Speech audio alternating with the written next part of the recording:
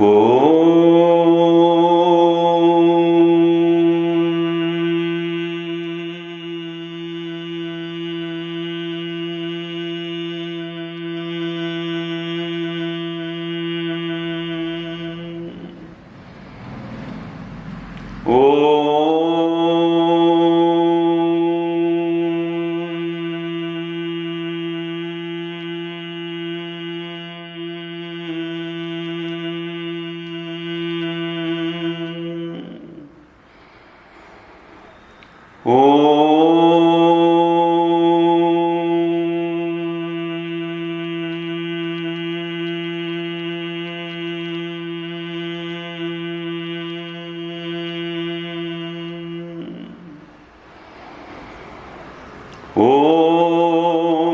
सहनाववतु सहनौ भुनक्तु सह वीर्यं करवावहै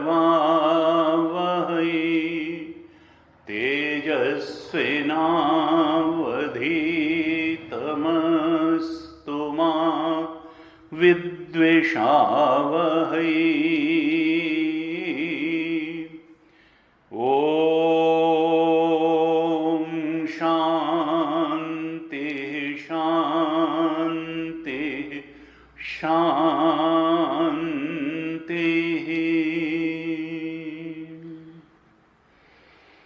सदाशिवसमारम्भां शङ्कराचार्यमध्यमाम् अस्मदाचार्यपर्यन्तां वन्दे गुरुपरम्पराम्।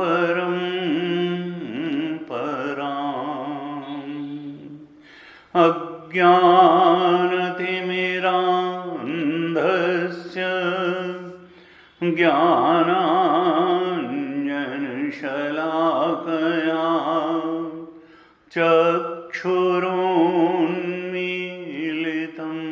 येन तस्मै श्री गुरवे नमः। तस्मै श्री गुरवे नमः। वसुदेवसुतं देवं कंसचाणूरमर्दनं देवकी परमानन्दम् कृष्णं वन्दे जगद्गुरुं।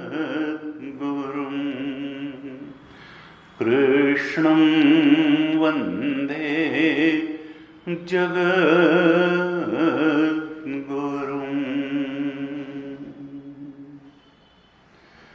ओम। श्रीमद् भगवद गीता के दूसरे अध्याय पर हम विचार कर रहे थे। ये दूसरा अध्याय जिसमें भगवान ने सार संक्षेप रूप से वो सब कुछ कह दिया है जो आगे गीता में, जिसको भगवान इलेबोरेट करने वाले हैं। भगवान ने सांख्य बुद्धि धारण करने के लिए अर्जुन को प्रेरित किया और वो सांख्य बुद्धि आत्म तत्व का विश्लेषण करते हुए कैसे धारण की जाए, इसके बारे में लगभग 15-17 श्लोक बोले। स्वधर्म के बारे में भी 7-8 श्लोक बोले और फिर 39 श्लोक से लेकर के 52 श्लोक तक योग बुद्धि या कर्म योग का भी विस्तार से विश्लेषण किया, उसकी प्रशंसा मुख्य रूप से की और 47 और 48 श्लोक में योग बुद्धि या कर्म योग का स्वरूप भी बताया। प्रशंसा करते हुए कहा कि स्वल्पमप्यस्य धर्मस्य त्रायते महतो भयात्। इस कर्मयोग का पालन करके, इस योग बुद्धि को धारण करके जब कोई कर्म करता है, ईश्वर की आराधना के लिए कर्म का अनुष्ठान करता है, तो इस धर्म का, योग बुद्धि धारण रूप धर्म का पालन करने से महान भय से मुक्ति हो जाती है और कर्म बंधन प्रहास्यसि, जो कर्म का बंधन है वो छूट जाता है। रोग भी कर्म है और दवाई भी कर्म है। योग बुद्धि धारण करके कर्म करना दवाई है और सकाम बुद्धि से कर्म करना ये रोग है। कामना पूर्ति के लिए कर्म करना ये तो बंधन का कारण है, यही तो रोग है, यही तो जीव के भटकाव का कारण है। और जब ईश्वर की आराधना के लिए यही जीव कर्मों का अनुष्ठान प्रारंभ करता है, अर्थात योग बुद्धि धारण करके कर्म करता है, तो वही कर्म बंधन से मुक्त करने वाला बन जाता है। ऐसे भगवान ने प्रेरणा दी। योग बुद्धि की पराकाष्ठा बताई कि निर्वेद को प्राप्त हो जाता है। योग बुद्धि धारण करके कर्म करने वाला मोह कलिल के पार चला जाता है और तदा गंतासि निर्वेदम श्रोतव्यस्य श्रुतस्य च, सुने हुए और भोगे हुए सभी जो भोग पदार्थ है उनके आकर्षण के पार चला जाता है, वैराग्य में स्थित हो जाता है, निर्वेद को प्राप्त होता है, कामना और फलासक्ति के कीचड़ के दलदल के पार चला जाता है। मोह कलिलम, और कौन जाता है का बुद्धि, ये बुद्धि तो फंसी है और बुद्धि को ही मुक्त होना है। आत्मा तो नित्य मुक्त है, आत्मा तो कभी बंधन में पड़ा ही नहीं। असंगो हम असंगो हम सदाशिव। आत्म स्वरूप से तो हर व्यक्ति नित्य मुक्त है, लेकिन ये अज्ञान भी बुद्धि में है, कामनाएं भी बुद्धि में हैं और कामना जन्य कर्म की प्रेरणा भी बुद्धि में है, तो बंधन में भी बुद्धि पड़ी है और बंधन से मुक्ति भी बुद्धि को ही मिलेगी। तो बुद्धि ही जब मोह कलिल के पार जाती है, कैसे जाती है? योग बुद्धि धारण करके कर्म करने से बुद्धि मोह के कीचड़ के पार चली जाती है, कामना और फलासक्ति के कीचड़ के पार चली जाती है और वैराग्य को, दृढ़ वैराग्य को प्राप्त हो जाती है। जो दृष्ट और आनुश्रविक भोग हैं, भोगे हुए और सुने हुए सारे भोगों के पार चली जाती है। वैराग्य में जब दृढ़ता से प्रतिष्ठित हो जाती है, तब वो सांख्य बुद्धि धारण करने लायक बन जाती है। आत्म अनात्म का विवेक करने, विश्लेषण करने लायक बन जाती है और फिर गुरु के चरणों में बैठ करके आत्म तत्व का श्रवण करने से, तत्पदार्थ का, भगवान के स्वरूप का श्रवण करने से और दोनों के एकत्व को जान लेने से सत्य के बोध में दृढ़ता से ये जीव प्रतिष्ठित हो जाता है, कर्ता भोक्ता स्वरूप से मुक्त हो जाता है, भ्रम रूप से माने गए जीव रूप से ही मुक्त हो जाता है और अपने ब्रह्म स्वरूप में प्रतिष्ठित हो जाता है। ऐसे आत्मबोध, ब्रह्म बोध में दृढ़ता से स्थित हुए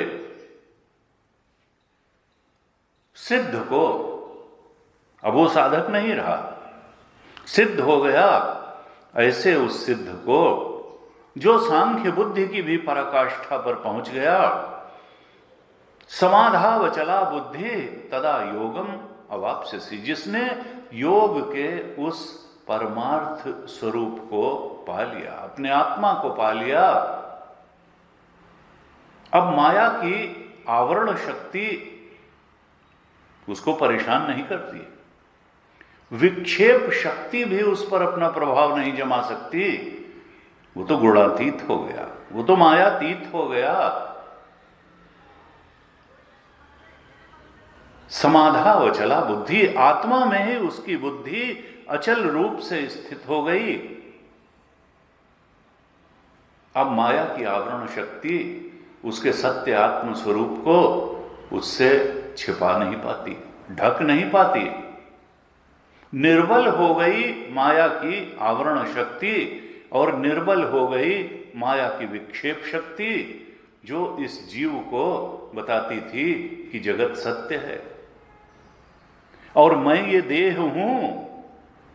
ये माया की विक्षेप शक्ति द्वारा दो जो भ्रांत धारणाएं जीव की बुद्धि में गहरे से जमा दी गई हैं कि जगत सत्य है और मैं अनात्म देह आदि हूं, ये दोनों ही भ्रांत धारणाएं ज्ञान से ध्वस्त हो गई। ज्ञान से इन भ्रांति धारणाओं का, अज्ञान का निवारण हो गया, आत्म सत्य का स्वरूप प्रकाशित हो गया, जीव अपने को ब्रह्म जान गया। और ये कैसे जाना? योग बुद्धि धारण करके, फिर सांख्य बुद्धि धारण करके, आत्म अनात्म का विश्लेषण करके, गुरु चरणों में बैठ करके, श्रवण मनन निधिध्यासन करके, इस सत्य के बोध में वह साधक प्रतिष्ठित हो गया। इसी को कहते हैं ज्ञानी। उस परमार्थ सत्य, परमार्थ योग में प्रतिष्ठित साधक, उसी को ज्ञानी कहते। अब उसकी साधन यात्रा समाप्त हो गई, अब तो मंजिल पर पहुंच गया। अब उसकी बुद्धि निश्चल और अचल रूप से आत्म सत्य में ही प्रतिष्ठित हो गई। 53 श्लोक में इस बात को भगवान ने कहा और हमने इस पर चर्चा की थी। और इसके बाद 53 के बाद 54 श्लोक से लेकर के और इस अध्याय के अंत तक 72 श्लोक तक एक नया प्रकरण प्रारंभ होता है, जो है स्थित प्रज्ञ के लक्षणों को बताने वाला प्रकरण। हमने इस पर भी कुछ श्लोकों पर चर्चा की थी, 3-4 श्लोकों पर। अर्जुन को लगा कि जब कोई ज्ञान की उस पराकाष्ठा पर पहुंचेगा तो संसार तो उसको झूठा लगने लगेगा, तो फिर वो कर्म करेगा कि नहीं करेगा। ये तो मुझसे कहते हैं युद्ध करो युद्ध करो, और ज्ञान की भी बात करते हैं, योग बुद्धि सांख्य बुद्धि की बात करते हैं, स्वधर्म पालन की भी बात करते हैं, और आत्मबोध प्राप्त की स्थिति को सबसे ऊंचा भी बता रहे हैं। तो वो बोध प्राप्त संत कर्म कैसे करेगा? उसके लक्षण क्या होंगे? स्थित प्रज्ञ से क्या भाषा? समाधिस्थ से, जो उस समाधावचला बुद्धि को जिसने प्राप्त कर लिया, उस समाधिस्थ ज्ञानी संत, ज्ञानी भक्त को लोग कैसे देखते हैं? उसके लक्षण क्या हैं? अर्जुन पूछता है 54 श्लोक में। और स्थित धी किम प्रभाषेत, उसका व्यवहार कैसा है होता है? How he reacts to outer circumstances, उसका व्यवहार कैसा होता है? वो बैठता कैसे है, चलता कैसे है, अर्थात व्यवहार कैसे करता है? कुछ कर्म करता है कि नहीं करता है? अर्जुन के ये स्वाभाविक प्रश्न हुए और शंकराचार्य भगवान ने फिर भाष्य लिखा कि हर जगह शास्त्रों में कृतार्थ के लक्षण बताए जाते हैं। अध्यात्म शास्त्र में हम जगह जगह देखते हैं कि ज्ञानी संत के, ज्ञानी भक्त के लक्षण बताए जाते हैं।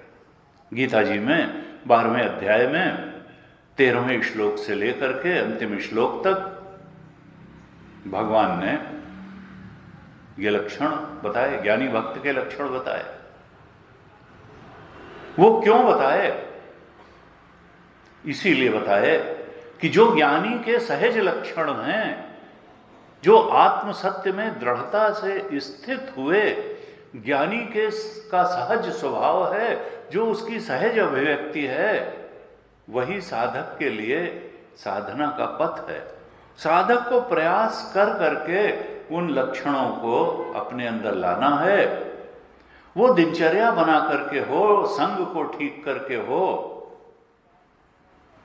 वो स्वाध्याय करके हो, वो सत्संग करके हो, जैसे भी हो, जो ज्ञानी भक्त के लक्षण हैं, ज्ञानी संत के लक्षण हैं, वो साधक के लिए मार्गदर्शक सिद्धांत हैं। और भगवान शंकराचार्य ने लिखा, यत्न साध्यत्वात् यानि यत्न साध्यानि साधनानि लक्षणानि च भवन्ति तानि।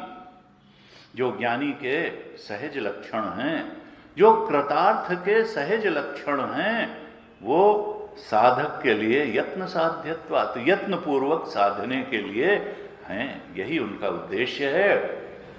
ज्ञानी को इन लक्षणों से विभूषित होने की जरूरत नहीं है, उसकी तो ये सहज अभिव्यक्ति है। ये हम लोगों के लिए हैं, ये सारे साधकों के लिए हैं कि इन लक्षणों को क्रमशः जीवन में उतार करके, अपनी दृष्टि में उतार करके, और तब हम साधना पथ पर आगे बढ़ते चले जाएं, आत्मबोध के लक्ष्य की तरफ तेजी से बढ़ते चले जाएं।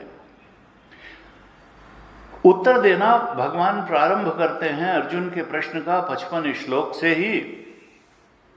और 55 श्लोक में सबसे पहले जो लक्षण किया ज्ञानी का, स्थित प्रज्ञ का, वो भगवान ने कहा उसका लक्षण, जो मूल लक्षण है, वो है निष्कामता।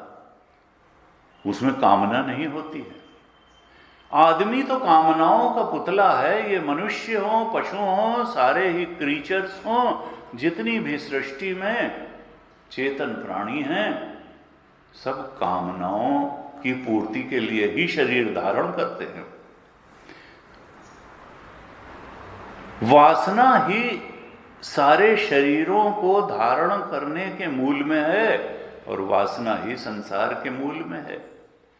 समष्टि प्राणियों की वासनाओं की पूर्ति के लिए ही ये संसार बना है, और ये समस्त प्राणियों की वासनाओं को भोग देने में समर्थ है। ऐसी अनूठी ये संसार है। लेकिन संसार के मूल में भी जीवों की वासनाएं हैं, और कुत्ता, बिल्ली, मक्खी, मच्छर, मनुष्य, देव, गंधर्व, पितर, जितने भी लोक हैं, उनमें जितने भी शरीरधारी हैं, जिन जिन शरीरों में को धारण करने वाले हैं, उन शरीरों के धारण के मूल में भी वासनाएं ही हैं, कामनाएं ही हैं। अर्थात कामना ही इस शरीर को इस संसार में लाई है। इस संसार के सृजन के पीछे भी कामनाएं हैं, वासनाएं हैं, और शरीर के सृजन के पीछे भी कामनाएं और वासनाएं हैं। लेकिन इन कामनाओं वासनाओं से मुक्त अगर कोई है तो केवल एक है, और वो है बोध प्राप्त संत, आत्मज्ञानी संत, जिसने अपने ब्रह्मत्व को जान लिया, जिसको गीता में भगवान कह रहे हैं स्थित प्रज्ञ। वो स्थित प्रज्ञ ही कामनाओं के ऊपर उठा हुआ है। और मार्ग भी बता दिया भगवान ने कि प्रजहाति यदा कामान सर्वान पार्थ मनोगतान आत्मनिएव आत्मना तुष्टः स्थित प्रज्ञस्तदोच्यते। जब कामनाओं का त्याग करने में समर्थ हो जाता है और आत्मा में ही संतुष्ट हो जाती है, तभी उसको स्थित प्रज्ञ कहते हैं। अर्थात जान गया ज्ञानी। जब साधक था तो उसने लोक को परीक्षण करके जीवन जिया। कामना में अंधे होकर के काम में पदार्थ परिस्थिति का भोग नहीं किया। थोड़ा विवेक धारण करके संसार को देखा, भोग पदार्थों को देखा, पेनेट्रेटिंग इंसाइट के साथ भोग किया, और तब भोग की कलई खुल गई उसके सामने। परीक्ष लोकान कर्मचितान ब्राह्मणों निर्वेदम आयात नास्ति अकृतः कृतेन। उसने जान लिया कि ये भोग पदार्थ उस तृप्ति को देने में समर्थ ही नहीं है जिस तृप्ति की हमको तलाश है। और तब उसको लगा कि कर्म से जो भी प्राप्त होता है वो काल में नष्ट हो जाता है, फिर ये शरीर हो या इस संसार के प्राणी पदार्थ परिस्थिति हो। और जब नष्ट ही हो जाना है और कोई शाश्वत शांति और शाश्वत सुख, शाश्वत संदेश देने में ये संसार समर्थ नहीं है, तो फिर कोई चीज है जो समर्थ है शाश्वत शांति और शाश्वत सुख देने में? तद विज्ञानार्थम सगुरुमेवाभिगच्छेत। तब सदगुरु के पास जाता है और उपदेक्षन्ति ते ज्ञानम ज्ञानेन तत्वदर्शिनः। तब वो तत्वदर्शी उस सुयोग्य वैराग्यवान अधिकारी को आत्म तत्व का उपदेश करते हैं और उसका श्रवण मनन निधिध्यासन करके वो मोह के पार चला जाता है, स्वरूपस्थ हो करके शाश्वत शांति और सुख में रमण करने लगता है। कैसे पहुंचा वो साधक? स्थित प्रज्ञता की गति उसको कैसे प्राप्त हुई? ये परमात्मा ने मनुष्य रूप में जो जन्म दिया, ये बड़ा भारी उपकार किया है हमारे ऊपर। कबहुक करि करुणा नर देही, देत ईश बिनु हेतु स्नेही। तुलसीदास जी ने कहा, ये कोई बहुत हम योग्य और सुपात्र नहीं थे कि मनुष्य शरीर हमको मिल गया। इसमें भगवान की थोड़ी करुणा मिली हुई है कि हमको मनुष्य शरीर दे दिया। साधन धाम मोक्ष कर द्वारा, ये मनुष्य शरीर ही है जिसमें साधना की जा सकती है। भोग योनियां तो अन्य भी हैं। पशु पक्षी मनुष्य से ज्यादा भोग करने में समर्थ है, उनकी इंद्रियां, उनके शरीर भी मनुष्य से ज्यादा बलशाली हैं, इंद्रियां भी ज्यादा सशक्त हैं। ये मनुष्य शरीर इतना दुर्लभ क्यों कहा गया? ये दुर्लभ इसीलिए है क्योंकि इसमें साधना की जा सकती है। साधना क्यों की जा सकती है? क्या इसकी नाक बहुत सुंदर है, इसके होंठ बहुत सुंदर हैं, या इसका चेहरा शरीर बड़ा सुंदर है इसलिए साधना की जा सकती है? कहा नहीं, इसीलिए इस मनुष्य शरीर में साधना की जा सकती है क्योंकि इसमें विचार की शक्ति है। ये जो इस शरीर में, मनुष्य शरीर में हमको नेमत दी भगवान ने, जो भगवान ने हमको एक उपहार दिया, जो एक सामर्थ्य दी, जो एक कैपेबिलिटी दी, कौन सी कैपेबिलिटी? विचार करने की सामर्थ्य, कैपेबिलिटी ऑफ थिंकिंग। ये जो विवेक की शक्ति दी, विचार की शक्ति दी, इसी शक्ति का ठीक प्रकार से उपयोग करके हम स्थित प्रज्ञता की गति तक पहुंच सकते हैं, अपने स्वरूप के बोध में प्रतिष्ठित हो सकते हैं। कैसे हो सकते हैं? विचार की शक्ति को ठीक तरह से इस्तेमाल करके। क्योंकि हमने अनेक बार भी मनुष्य शरीर मिला, लेकिन हमने इस विचार शक्ति का ठीक से उपयोग नहीं किया। हमने भोग पदार्थों को जुटाने और उनको भोगने में ही इस विचार शक्ति को लगाए रखा, और इसलिए हम उस सर्वोच्च उपलब्धि से वंचित हो गए जिसको पाने के लिए भगवान ने ये विचार शक्ति, विवेक शक्ति की नियामत हमको बख्शी थी। तो अब की ये जीवन बेकार न जाने पाए। हम थोड़ा आत्मचिंतन कर लें, स्वरूप चिंतन कर लें, ब्रह्म चिंतन कर लें। विचार की शक्ति का ठीक से इस्तेमाल अगर हम कर लेंगे तो बंधन से मुक्त हो जाएंगे और कोई उपाय नहीं है, नान्यः पंथा विद्यते अनाय। कर्ता भाव में रख करके की गई कोई भी साधना ब्रह्मबोध नहीं करा सकती है। सुनने में जरूर खराब लगता है, लेकिन कोई तीर्थ स्नान जब भी कर्ता भाव में रह करके किया जाता है, पूजा भी कर्ता भाव में रह करके की जाती है, इन सारी साधनाओं का जो क्लाइमेक्स होगा वो 52 श्लोक में बताया भगवान ने। निर्वेदम आयात, चित्त शुद्ध हो जाएगा, चम चम चमकने लगेगा, लेकिन उस शुद्ध चित्त से, उस निर्वेद में स्थित चित्त से अगर हम सत असत का विवेक नहीं करेंगे, आत्म अनात्म का विवेक नहीं करेंगे, अगर विचार शक्ति का ठीक से उपयोग नहीं करेंगे, तो उस परम सत्य परमार्थ योग ब्रह्मबोध को प्राप्त नहीं होंगे। ज्ञान विहीनम सर्वमतेन भजति न मुक्तिम जन्म शतेन। भज गोविंदम भज गोविंदम गोविंदम। ज्ञान के बिना मुक्ति नहीं है, ऋते ज्ञानात् न मुक्ति। उपनिषद में कहा ज्ञान के बिना मुक्ति नहीं है। और ज्ञान कैसे होगा? विचार से ही होगा। इसलिए भगवान ने मनुष्य को जो सबसे बड़ा जो उपकार किया है, सबसे बड़ी जो सामर्थ्य दी है, वो है विचार की सामर्थ्य। क्योंकि जो बंधन है वो विचार न करने से ही है, और बंधन का काट है, बंधन को तोड़ने का उपाय है विचार करना। भगवान शंकराचार्य ने कहा विवेक चूड़ामणि में कि अविचार कृतो बंधः विचारेण निवर्तते। ये बंधन क्या है? विचार न करने के कारण ही बंधन है, और विचार करने से बंधन टूट जाता है। और हमारी स्थिति क्या है कि हम विचार नहीं करना चाहते। कोई आसान तरीका स्वामी जी बता दीजिए। अरे एक नहीं 3 माला बता दीजिए, 5 माला बता दीजिए। ये विचार कहां?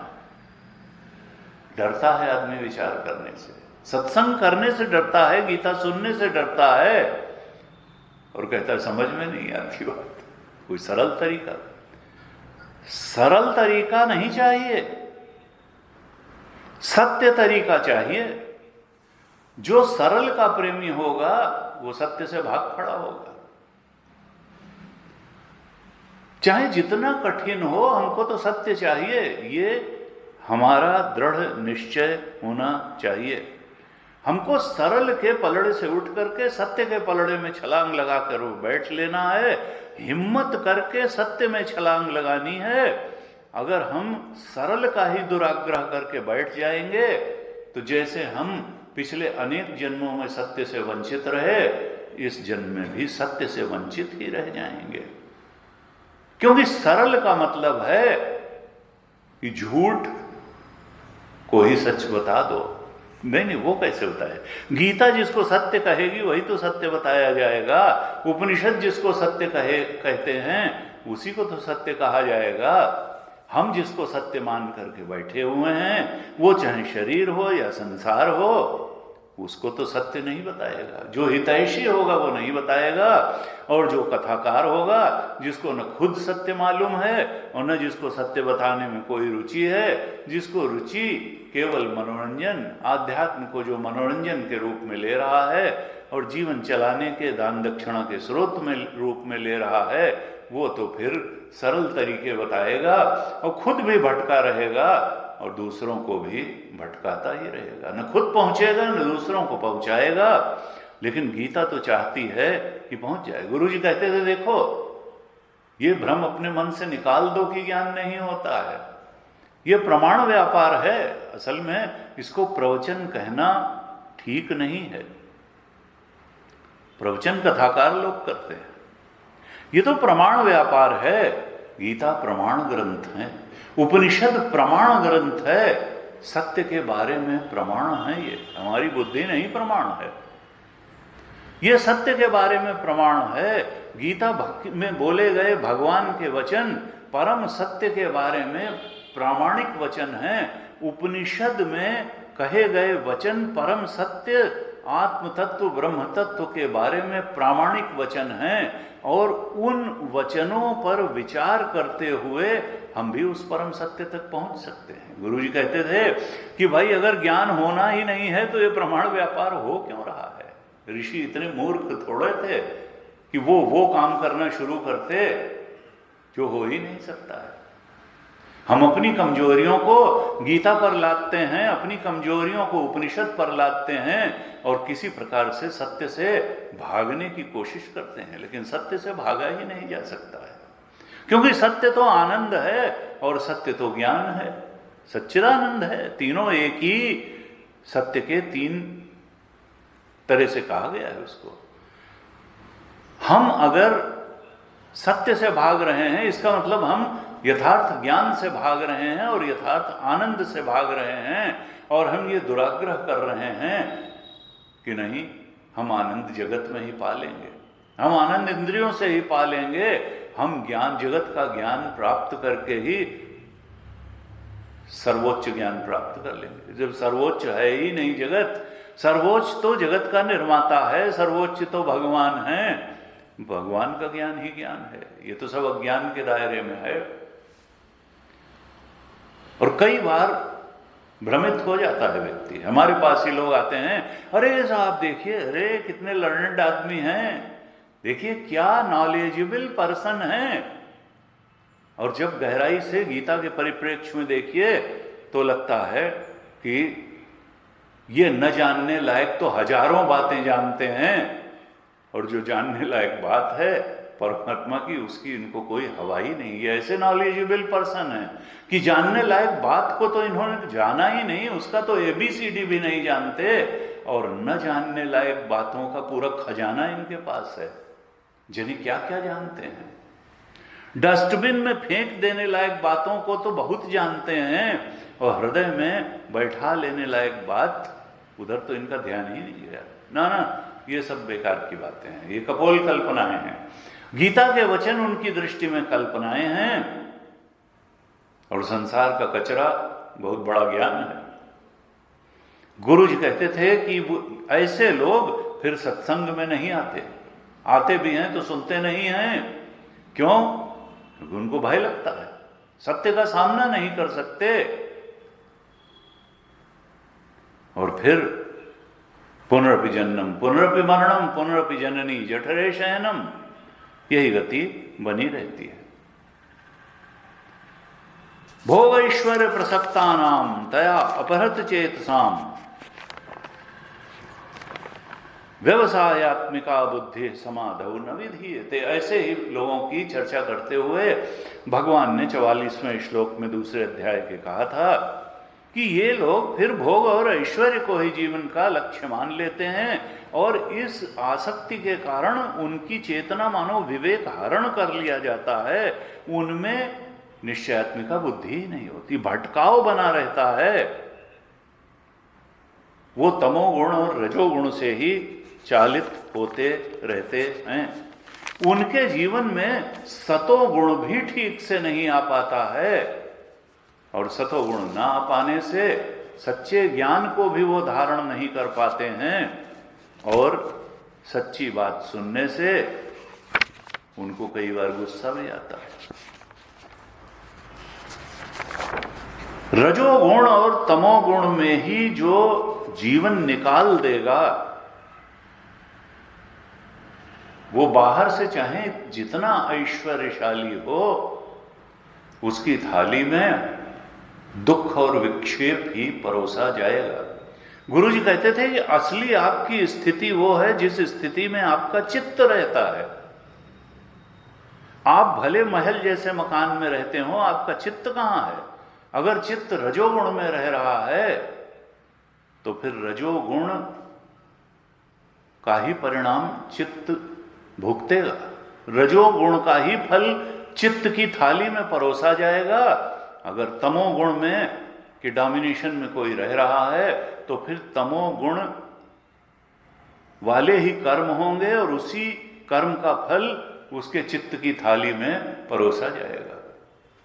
इसीलिए प्रथम साधना तो चित्त को सात्विक बनाने की साधना है, गीता के 14वें अध्याय में भगवान ने त्रिगुणों का बड़ा ही विस्तार से वर्णन किया।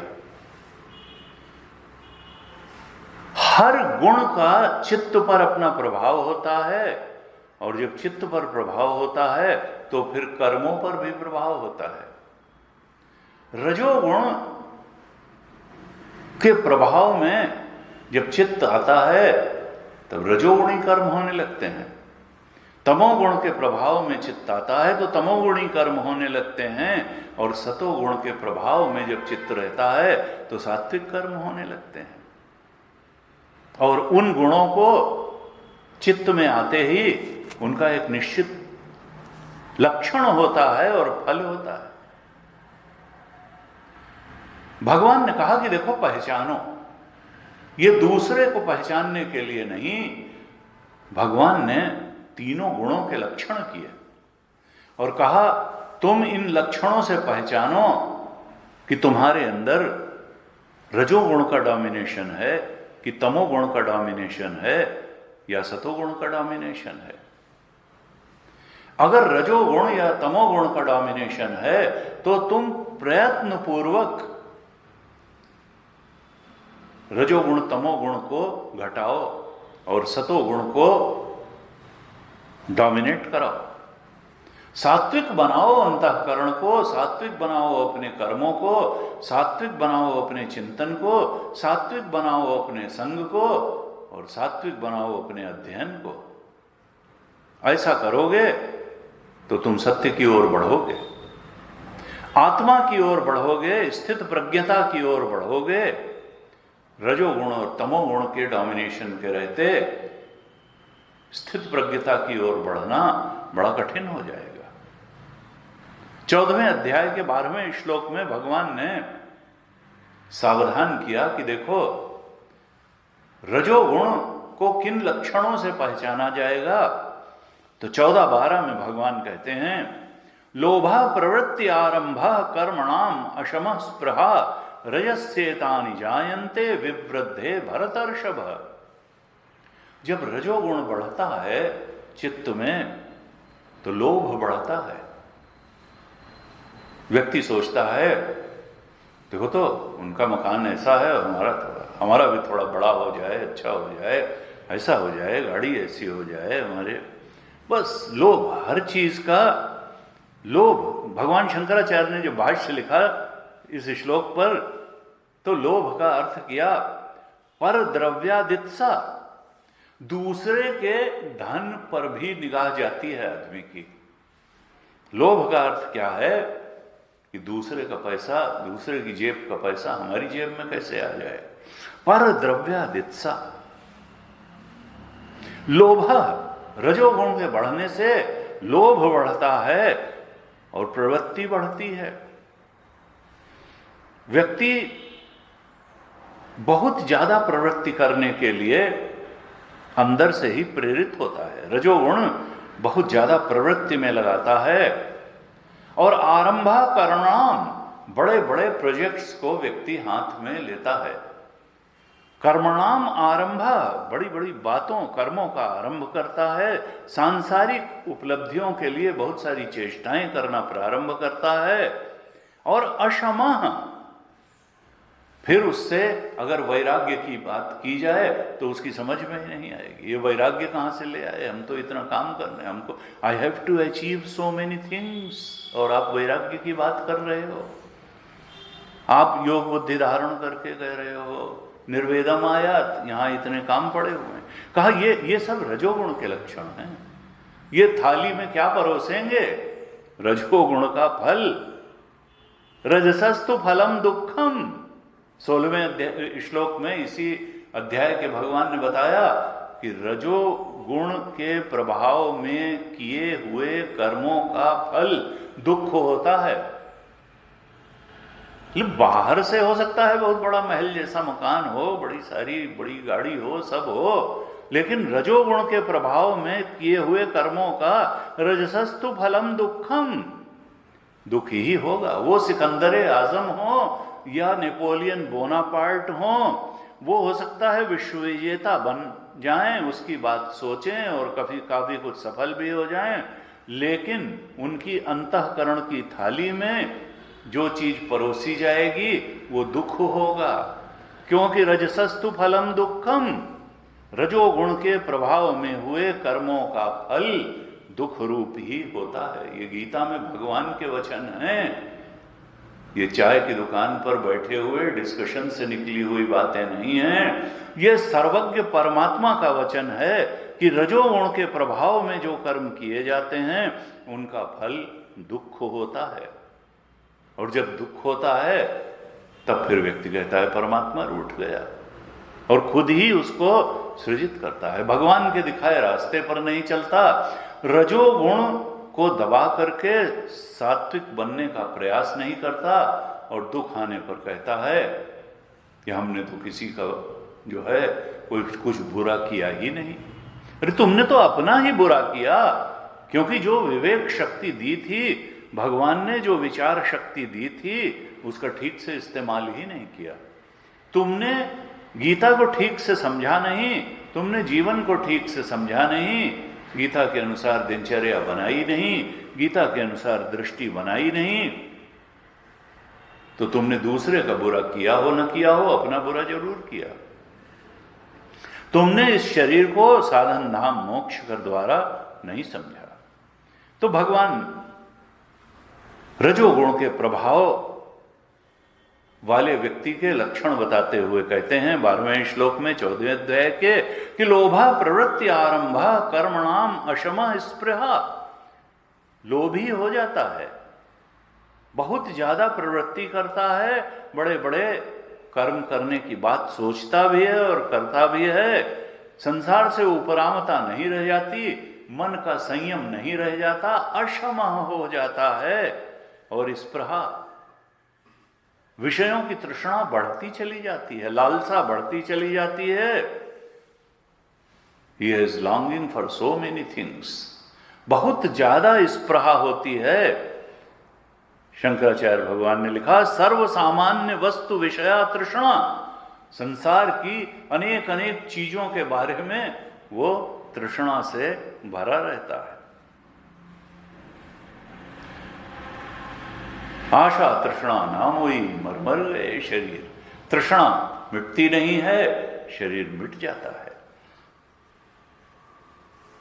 तो भगवान क्या कहना चाहते हैं कि हे साधक, तुम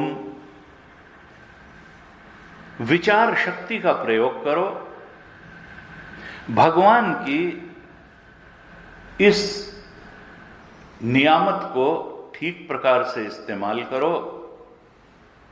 तुम भगवत चिंतन में इस विचार शक्ति का निवेश करो। केवल संसार चिंतन में ही इस विचार शक्ति का निवेश न करते रहो, यह बहुत बड़ी चीज है। सारे पशु पक्षियों का बिना विचार शक्ति के ही पूरा जीवन चल जाता है। बच्चे भी हो जाते हैं, बच्चे बड़े भी हो जाते हैं। केवल इस शरीर को चलाने के लिए और प्रोजनी को लाने और उसे जीने लायक कोई कला सिखाने के लिए, इतने के ही लिए भगवान ने ये उन्नत विवेक शक्ति और विचार शक्ति नहीं दी है। इसका एक स्पेसिफिक यूज है मनुष्य जीवन में, और वो है बंधन के पार जाना। अविचार कृतो बंध विचारेण निवर्तते। हमने इस विचार शक्ति का तभी ठीक से जानो उपयोग किया जब हमने इसको केवल संसार चिंतन में लगा करके ही छुट्टी नहीं पाली, बल्कि भगवत चिंतन में, आत्मचिंतन में, ब्रह्म चिंतन में, सत्संग से प्राप्त हुए ज्ञान के विश्लेषण में, श्रवण मनन निधिध्यासन में इस विचार शक्ति का सम्यक प्रकार से उपयोग किया। और ये उपयोग सद्गुरु और सदशास्त्र का सहारा लेकर के ही किया जा सकता है। हम अगर अपने को ही बहुत बुद्धिमान मान के बैठ जाएंगे तो जो डेटा हमारे पास है उसी को प्रोसेस करते रहेंगे, उसी में गोल गोल घूमते रहेंगे, हम सत्य को न तो लक्ष्य के रूप में पहचान पाएंगे, न हम साधना का मार्ग जान पाएंगे, न लक्ष्य जान पाएंगे, न रास्ते की बाधाओं को जान पाएंगे, और न बाधाओं को कैसे ओवरकम करना है उसको ही जान पाएंगे। इसलिए सत्संग को सबसे बड़ी साधना माना गया। सत्संगत्वे निसंगत्वम, निसंगत्वे निर्मोहत्वम, निर्मोहत्वे निश्चलतत्वम, निश्चलतत्वे जीवन मुक्ति। सारे ही शास्त्रों में, हमारे यहाँ श्रेष्ठ शास्त्रों में सत्संग को ही बड़ी साधना कहा गया। प्रथम भगति संतन कर संगा, दूजे रति मम कथा प्रसंगा, गुरुपद पंकज सेवा, तीसरी भगति अमान। सत्संग को ही प्रथम भगति तुलसीदास जी ने कहा, और तीसरी भगत गुरु संग को कहा। सत्संग से भी बढ़ करके है गुरु संग। गुरु जी कहते थे, बेचारे हैं वे लोग जिनके जीवन में कोई श्रद्धेय ही नहीं है, जिनकी न गीता में श्रद्धा हो पाई, न कोई जीवित संत ही मिला जिसमें उनकी श्रद्धा हो पाए। ऐसे लोग बड़े विवेकशील नहीं हैं, यद्यपि वो स्वयं कहते हैं कि हम बड़े विवेकशील हैं। I don't believe in human gods. असल में वो दरिद्र हैं। गुरु जी कहते थे, जिनको कोई इस धरती पर संत दिखता ही नहीं है वो दरिद्र हैं, वो इंटेलेक्चुअली दरिद्र हैं, वो भावनात्मक रूप से दरिद्र हैं, वो श्रद्धा ही नहीं कर पाए, और बिना श्रद्धा के ज्ञान होगा नहीं। गीता का तो बड़ा प्रसिद्ध वाक्य है कि श्रद्धावान लभते ज्ञानम तत्पर संयत इंद्रिय, और ज्ञानम लब्ध्वा पराम शांतिम अचिरेणाधिगच्छति। ज्ञान से ही तो शांति मिलेगी, और ज्ञान बिना श्रद्धा के होगा नहीं।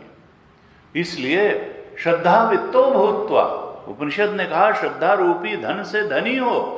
संसार के किसी भी धन से बड़ा धन है श्रद्धा का धन। श्रद्धा वित्तो भूत्वा, शम दम उपरति तितिक्षा, श्रद्धा समाधान, ये संपत्ति, षट संपत्ति से संपत्तिवान होकर के श्रवण मनन निधिध्यासन, गीता के श्लोकों की शरण में रहते हुए जब साधक विचार करता है तो उस परम शांति और सुख के स्वरूप अपने ब्रह्म तत्व को उपलब्ध हो जाता है, स्थित प्रज्ञ की दशा को प्राप्त कर लेता है। लेकिन जो रजोगुणी और तमोगुणी ही होगा वो तो विश्वास भी नहीं कर पाएगा कि ऐसी कोई स्थिति है भी और उसको पाया भी जा सकता है। इसीलिए गीता में भगवान ने कहा कि don't let down yourself by yourself, और don't underestimate yourself. उद्धरेद आत्मनात्मानम नात्मानम अवसादयेत, आत्मैव आत्मनो बंधु आत्मैव रिपुरात्मना। तुम अपने आप अपने को पतन की तरफ ले जाने का कारण मत बनो। जब भगवान ने मनुष्य शरीर दे दिया, इतनी विकसित विवेक शक्ति और विचार शक्ति दे दी, सद्गुरु भी दे दिए इसी धरती पर, सदशास्त्र भी दे दिए गीता और उपनिषद जैसे, तो अब देर किस बात की है? मनोमालिन्य करके क्यों बैठे हो? प्राप्त शक्तियों का उपयोग करो और मुक्त हो जाओ। Don't underestimate yourself, don't let down yourself. उद्धरेद आत्मनात्मानम, अपने आप अपना उद्धार करो। बाकी सद्गुरु भी है, सदशास्त्र भी है, ईश्वर की कृपा भी है। अब तुम्हारे अपने ऊपर कृपा हो, इस विचार शक्ति का सम्यक रूप से उपयोग हो, बस यही थोड़ी सी बात बाकी है। इस विचार शक्ति को जब तक तुम केवल संसार चिंतन में ही लगाए रखोगे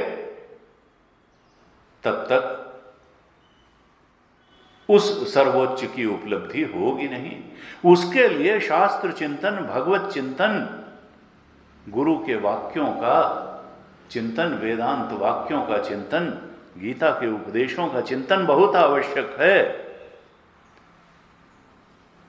पुत्रेषणा वित्तेषणा लोकेषणा, ये क्या दे पाती है, इसकी क्या कमियां हैं, इसका भी चिंतन करके निर्वेदम आयात, भगवान के चरणों में वो पकड़ करके निर्वेदम आयात, परीक्ष लोकान करके निर्वेदम आयात।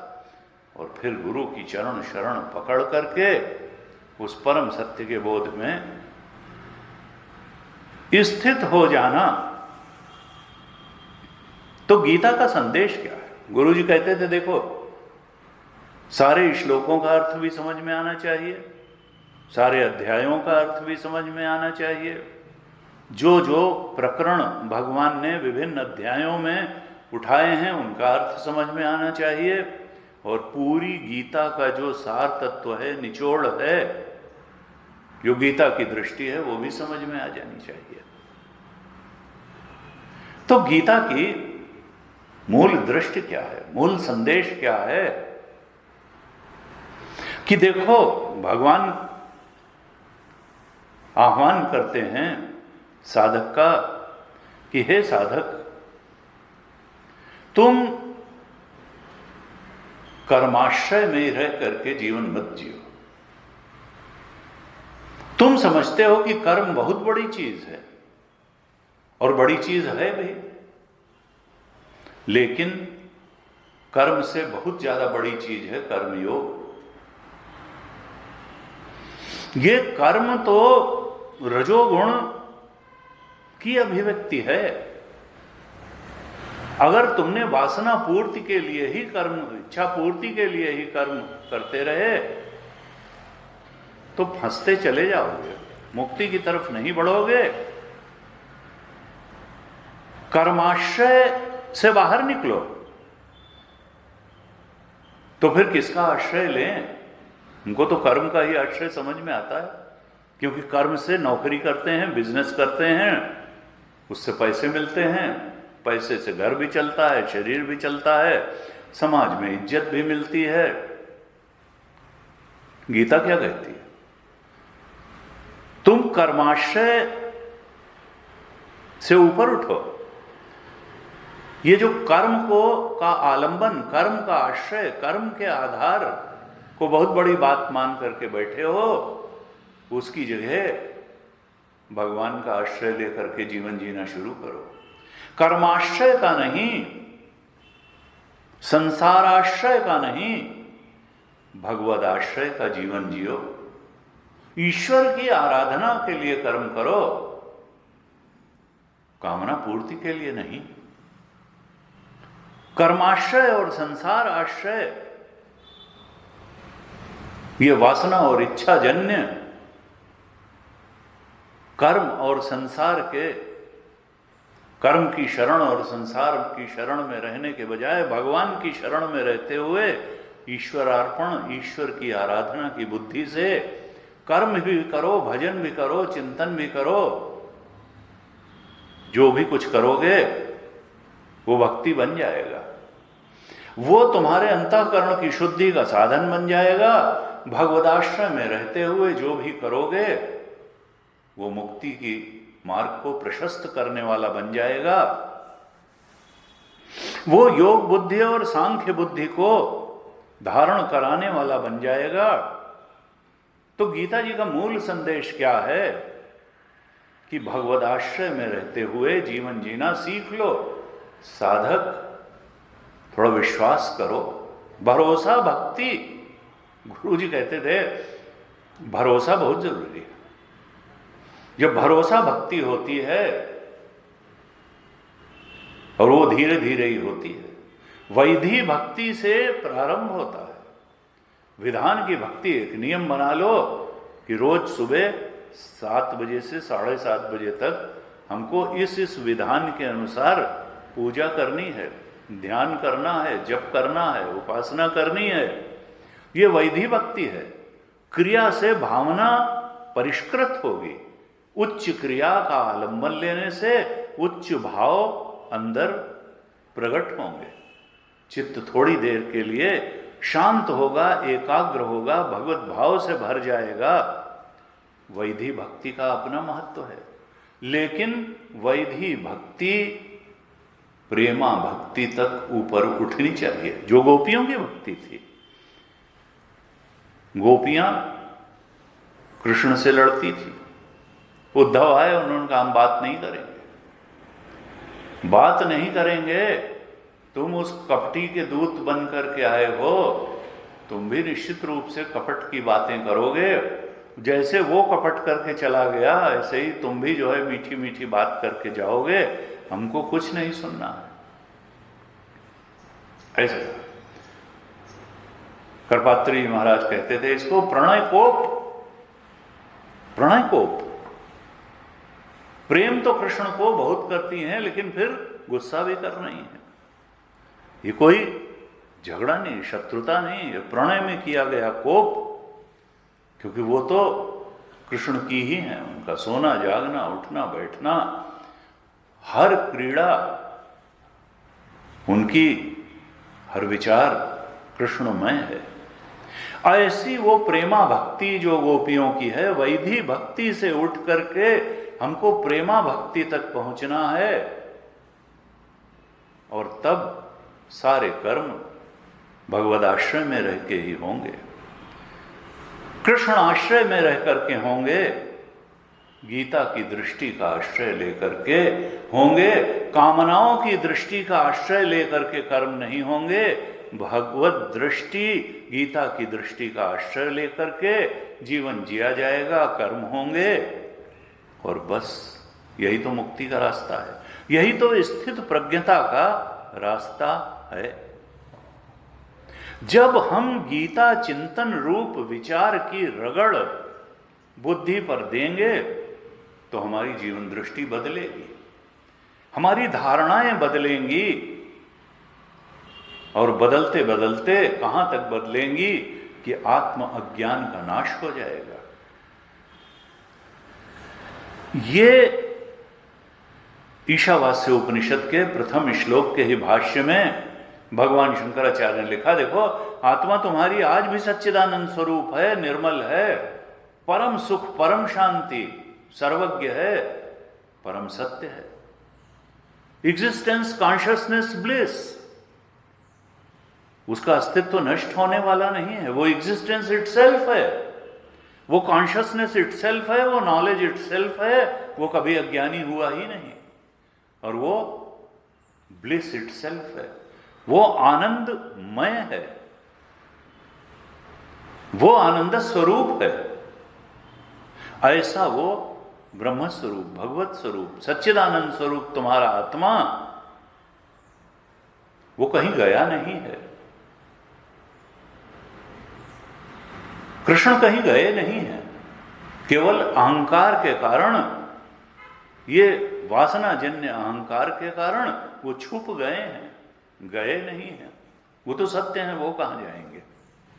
केवल थोड़ी अज्ञान की वासनाओं की काई लग गई है, जैसे पानी में कोई चंदन की लकड़ी सालों सालों, हजारों साल पड़ी रहे तो भी उसके ऊपर एक काई की परत जम जाती है और लगता है कोई बदबूदार चीज पड़ी है, लेकिन थोड़ा सा रगड़ दें तो अंदर अभी भी वही खुशबूदार चंदन है।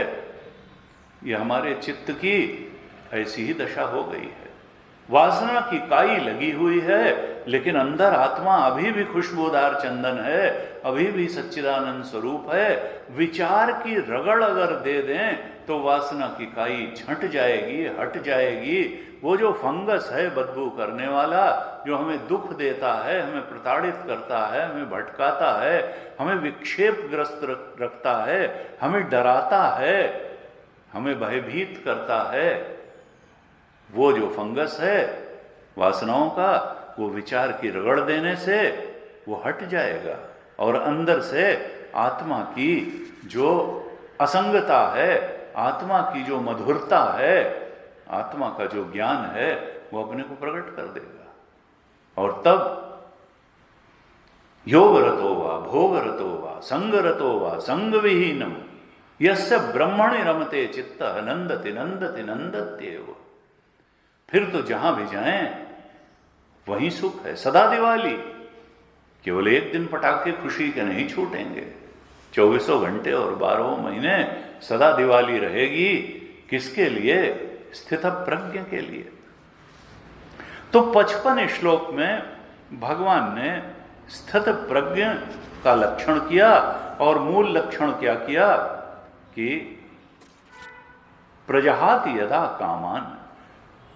जो स्थित प्रज्ञ है वो निष्काम होता है, वो कामना परायण जीवन नहीं जीता, वो बोध परायण जीवन जीता है, वो आत्म परायण जीवन जीता है। कामनाएं वहां नहीं रह पाती। क्यों नहीं रह पाती?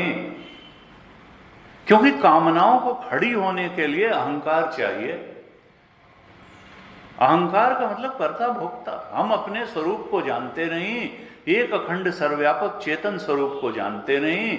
हम तो इस देह में मैं बुद्धि करके बैठे हैं, हम तो सूक्ष्म शरीर में मैं बुद्धि करके बैठे हैं, हम तो अपनी कामनाओं वासनाओं में मैं बुद्धि करके बैठे हैं, हम तो संसार के प्राणी पदार्थ परिस्थितियों में मेरा बुद्धि करके बैठे हैं, शरीर में कभी मैं कभी मेरा बुद्धि करके बैठते हैं, और इस मैं और मेरा के चक्कर में फंस करके, इन दो भ्रांत प्रत्ययों के चक्कर में फंस करके हम परेशान होते रहते हैं।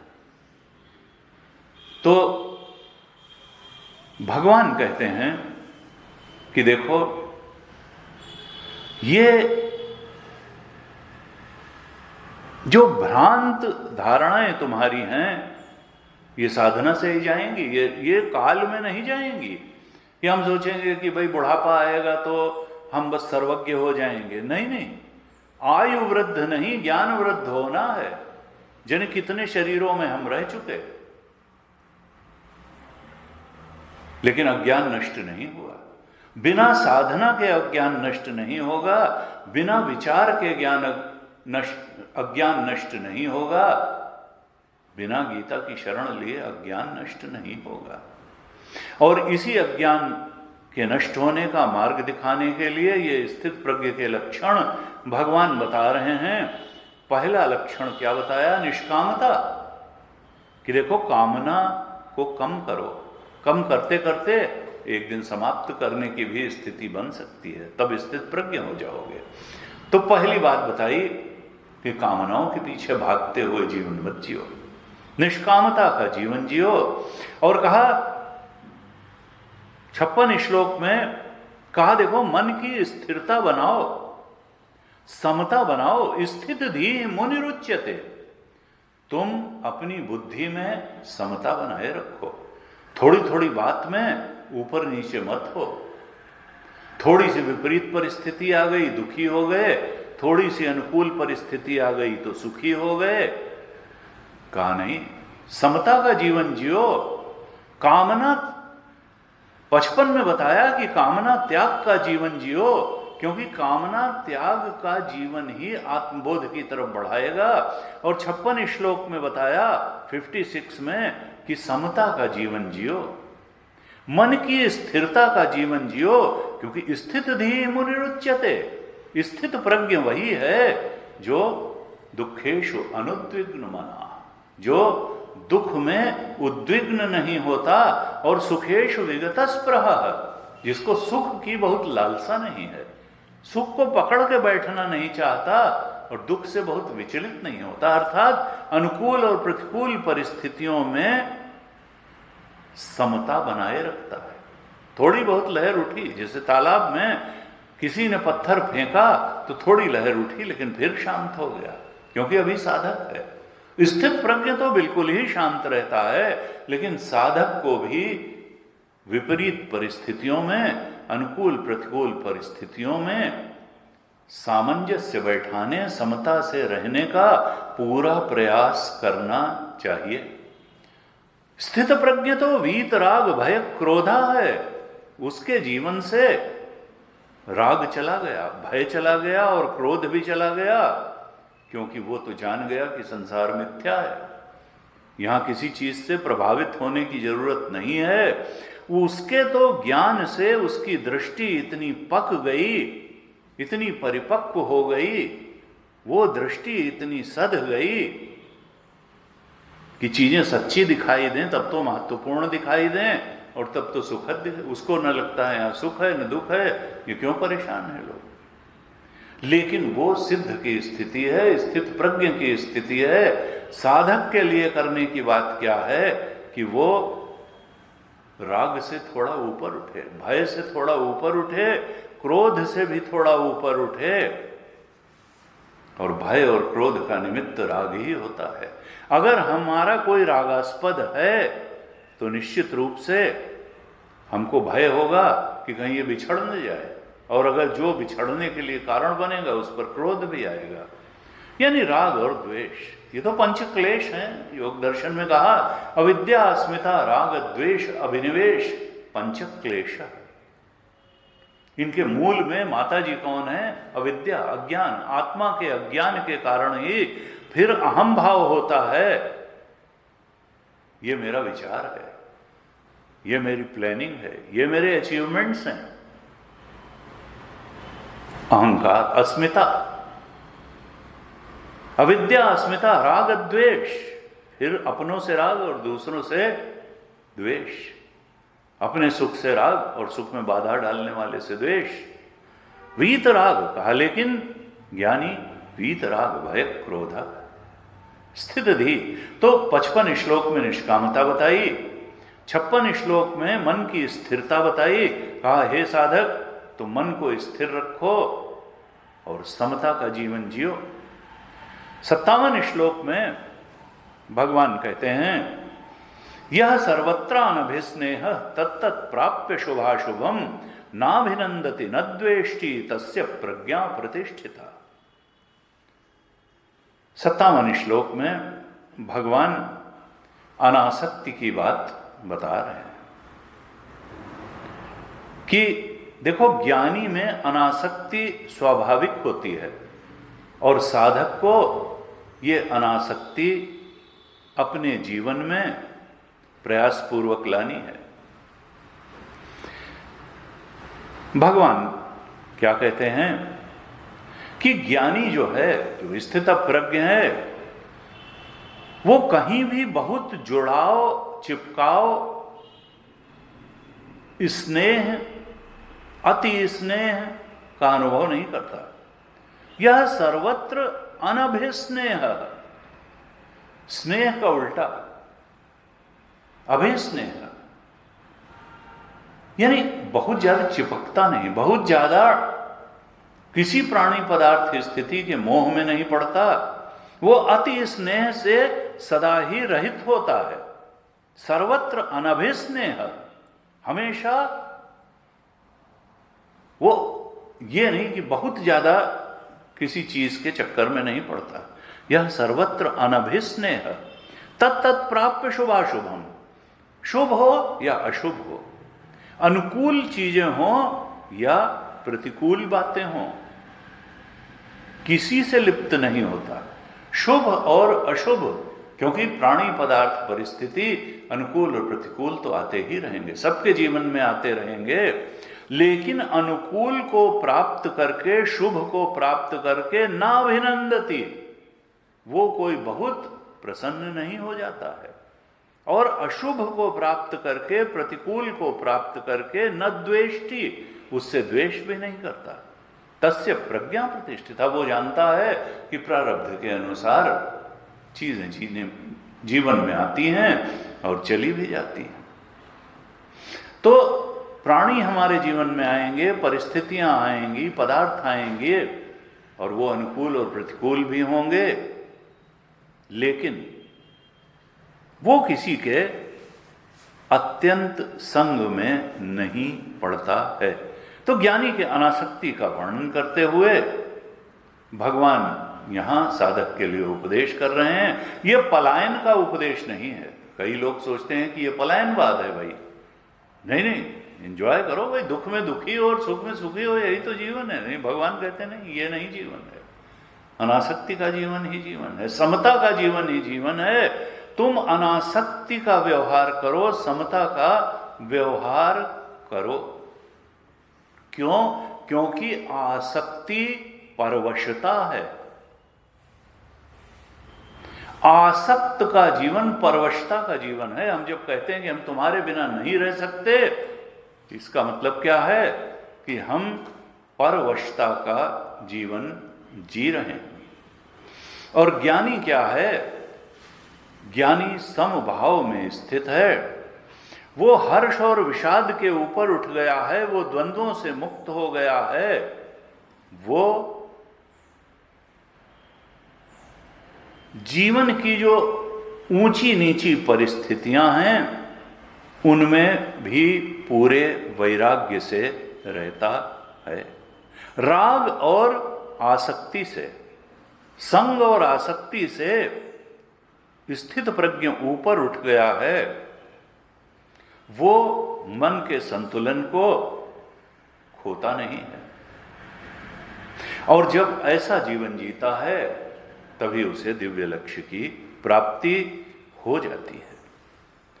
इस प्रकार से ये 57 श्लोक में भगवान ने स्थित प्रज्ञ के अनासक्ति का वर्णन किया और इसके बाद में 58 श्लोक से लेकर के 68 श्लोक तक, फ्रॉम 58 to 68, इन 11 श्लोकों में भगवान अब स्थित प्रज्ञ के वर्णन के अंतर्गत ही एक नया टॉपिक ले रहे हैं और वो है संयम का टॉपिक। संयम, ये स्थित प्रज्ञ के लक्षणों में जो भगवान ने उपदेश किया, जिसमें कुल 18 श्लोक भगवान ने कहे 55 से लेके 72 तक, और इन 18 श्लोकों में 58 से 68 तक अर्थात 11 श्लोकों में भगवान ने केवल एक विषय लिया, वो है संयम का विषय। इसका अर्थ क्या है कि स्थित प्रज्ञता को प्राप्त करने के लिए जो सबसे महत्वपूर्ण बात है वो है संयम। संयम पर भगवान इतना जोर दे रहे हैं और ये संयम शब्द बड़ा कंट्रोवर्शियल है। वेस्टर्न थिंकर्स कहते नहीं, संयम मत करो, संयम करोगे तो फ्रस्ट्रेटेड हो जाओगे, डिप्रेस्ड हो जाओगे, सप्रेस्ड हो जाओगे। और भगवान 18 में 11 श्लोक संयम पर ही बोल रहे हैं। तो भगवान क्या फ्राइड से कम जान रहे हैं? नहीं, भगवान तो बहुत ज्यादा जान रहे हैं। संयम किस लिए? संयम सबसे ऊंचे लक्ष्य को प्राप्त करने के लिए, नीची बातों को छोड़ने के लिए। जब हम सर्वोच्च को प्राप्त करने के लिए निकृष्ट बातों को छोड़ते हैं तो हमारे अंदर बल की वृद्धि होती है, वीर की वृद्धि होती है, हमारी संकल्प शक्ति मजबूत होती है, हमारी विल पावर स्ट्रांग होती है। हम डिप्रेशन, फ्रस्ट्रेशन और सप्रेशन का शिकार नहीं होते। हमारा मन बलवान होता है और यही बलवान मन आत्मबोध तक ले जाता है। नायम आत्मा बलहीने निलभ्य। ये संयम फ्रस्ट्रेट करने के लिए नहीं है, डिप्रेस और सप्रेस करने के लिए नहीं है, ये मन को बलवान बनाने के लिए है। और इसलिए भगवान 11 श्लोकों में ये संयम का विषय उठा रहे हैं, संयम का प्रकरण उठा रहे हैं और हमको इसको बहुत ध्यान से देखना होगा। भगवान ने संयम की किन किन स्टेजेस का वर्णन किया और कैसे कैसे साधक को प्रेरणा दी कि इन इन रास्तों से तुम संयम करो। संयम की कहाँ कहाँ आवश्यकता है, आचरण में कितना संयम चाहिए, व्यवहार में कितना संयम चाहिए, इंद्रियों के स्तर पर कितना संयम चाहिए, मन के स्तर पर कितना संयम चाहिए, हमें चिंतन और भावना के स्तर पर कितना संयम चाहिए, दुसंग से कैसे बचें, सत्संग से में कैसे लगें, कुचिंतन कुविचारों से कैसे बचें और सद्विचारों की शरण में कैसे जाएं। तमाम बातों पर भगवान एक कैप्सूल दे दिया भगवान ने 11 श्लोकों में इस संयम के विषय में। हम क्रमशः आगे की कक्षाओं पर इस पर चर्चा करेंगे। आज यहीं तक रखते हैं। सबका बहुत बहुत धन्यवाद।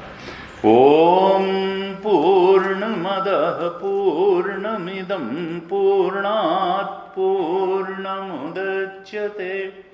पूर्णस्य पूर्णमादाय पूर्णमेवावशिष्यते। किमवशिष्यते। ॐ शान्ति शान्ति शान्तिः। हरिः ॐ श्रीगुरुभ्यो नमः। हरिः ॐ।